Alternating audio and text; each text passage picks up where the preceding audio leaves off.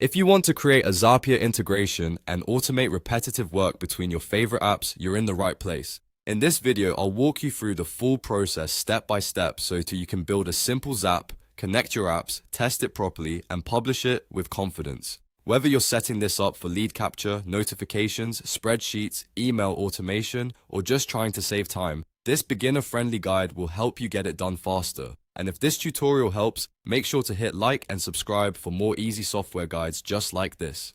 Alright, let's jump in. First, go to Zapier in your browser and sign into your account. Once you land on the main dashboard, look for the Create button. This is where Zapier lets you start building a new automation from scratch. Click Create and then choose Zap Workflows. That's the main format Zapier uses for automations, where one app triggers an action in another app. Now, it's time to set up the trigger. The trigger is the event that starts your automation. Click on Trigger, then search for the app you want to use. For example, if you want new emails to start the workflow, you can type Gmail and select it from the results. After you choose the app, Zapier will ask you to pick a trigger event. Select the event that matches what you want, such as a new email, a new attachment, or a new row depending on the app you choose.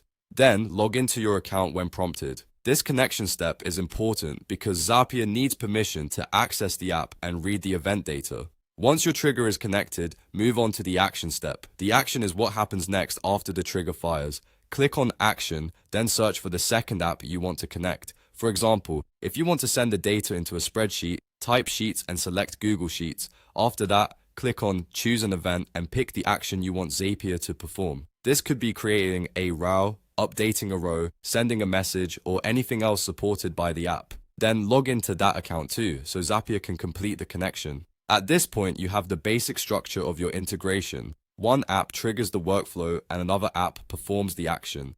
This is the core of how Zapier works, and it's what makes automation so powerful. You can use this same process to build everything from simple notifications to more advanced business workflows. Next, click Build It in the top area to continue setting up the automation. This takes you into the configuration steps where you can map fields, confirm settings, and make sure the right information is moving between apps. Take your time here and review each field carefully because this is where you decide exactly how your integration behaves. Before publishing, always click Test Run.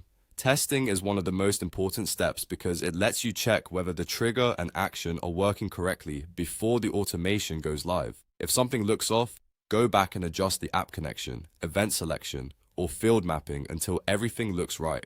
A quick test now can save you a lot of trouble later. When the test looks good, click Publish. That's the final step to activate your Zapier integration. Once published, your automation will run automatically in the background whenever the trigger event happens. No more manual copying, no more repeated tasks, and no more wasting time on the same steps over and over again.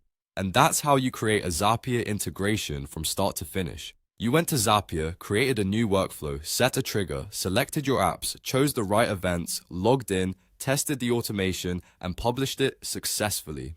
If this video helped you, please hit the like button, subscribe for more tutorials, and leave a comment if you want to see a more advanced Zapier workflow in the next video. Thanks for watching, and I'll see you in the next one.